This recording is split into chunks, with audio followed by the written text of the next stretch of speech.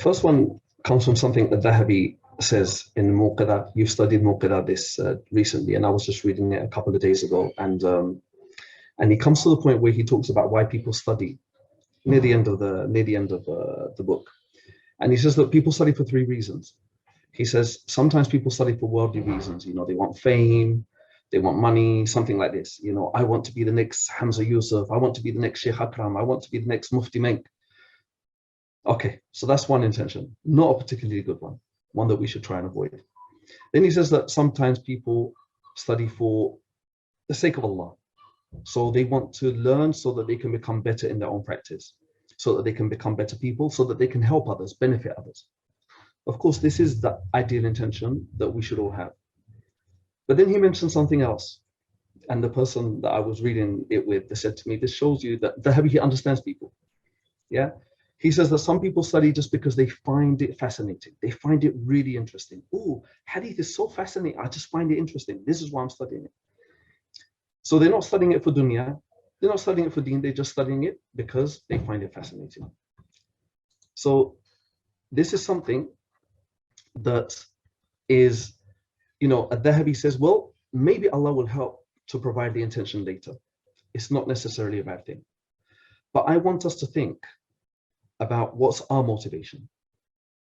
Yeah, because it's very easy, you know, and this is the thing, you know, we study and there's so many different sciences. They're fascinating. They are fascinating in themselves. They're very interesting.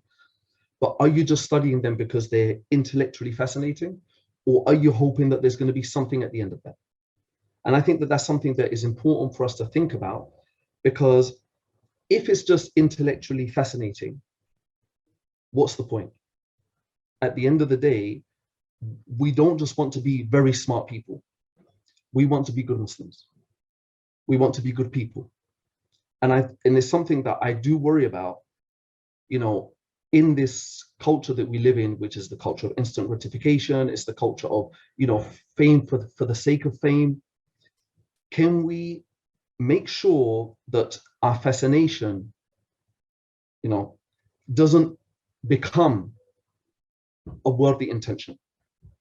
That when Al-Dhahabi says that, you know, maybe Allah will provide the good intention later, how are we going to make sure that that is a good intention? That it doesn't become a bad intention? That's the first thing I want us to think about. The second thing is that, you know, it's really, you know, for us as teachers, I think it's gratifying, you know, when we teach and we see at first the students find struggle, and then after a while they start getting it, and then by the end of the year, they're asking you questions and like, oh my God, I need to go and revise even more because the questions are getting harder and harder because the level of the students has raised up so high as the year has progressed.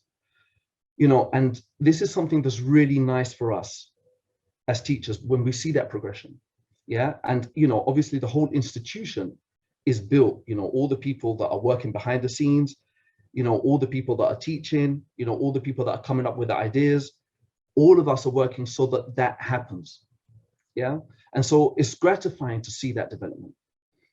But we do notice that there are many students that start and then they stop coming, and then they stop coming, and then they stop coming, and then they disappear. And I have this concern, and it's kind of like links to what Sheikh Akhlaq was saying, you know, about, you know, sometimes people say, oh, but, you know, we need the teachers to motivate us. And yes and no. You're not primary school kids anymore. You're grown-ups. You're meant to be able to motivate yourself. You're meant to be able to enjoy the process of learning. Yeah, you know, and I think that's something that's, again, something that we need to keep in mind. If we are not managing to study the whole year, if we are falling behind, why is that? Where is our motive? Why do we lack the motivation?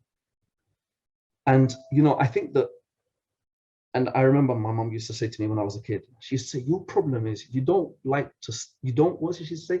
She said, you don't want to learn, you want to know. And I never got it.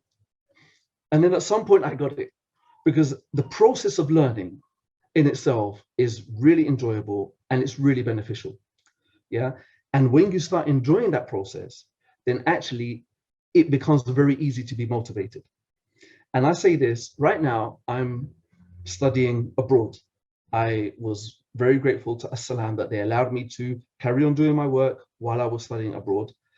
And I'm studying with, some really good teachers, some of whom are actually younger than me. And I'm benefiting so much. Sometimes it's not just that I'm benefiting in terms of that I'm learning something new. Sometimes it's not even that I'm learning something new. It's that the way that they think about the same thing that I know is different. And it makes me think in a different way.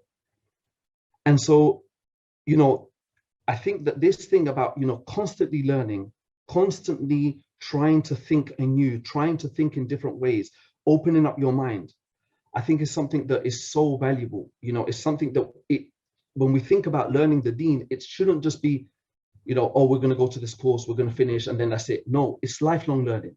Like, it really is. And, so one of the reasons why I came to this course, there was a part of the course was stuff that my weak points, and I thought I need to become stronger in them. Yeah. Why? Because I am aware that we need to be well-rounded. Like, it's important for anyone who's studying the deen and who's going to make it a lifelong learning objective that they are well-rounded.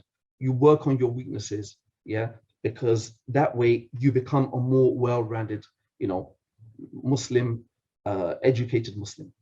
Yeah. And learning can be in so many ways. So right now, for example, it's through classes, but it's also just sitting at home and reading widely. It's, as Sheikh Bayruni said, it's teaching. Yeah. And I know Sheikh Akram said to me when he first told me to teach, he said, when you teach is when you really learn. And there's a lot of truth to that, And then also writing. You write down your ideas, you put them pen on paper, and now you need to make them coherent. Yeah. So all of these things are things that help you to learn. It's not only through classes, but you have to think of the fact that you have to make this, that you have this aim of lifelong learning. It's really important.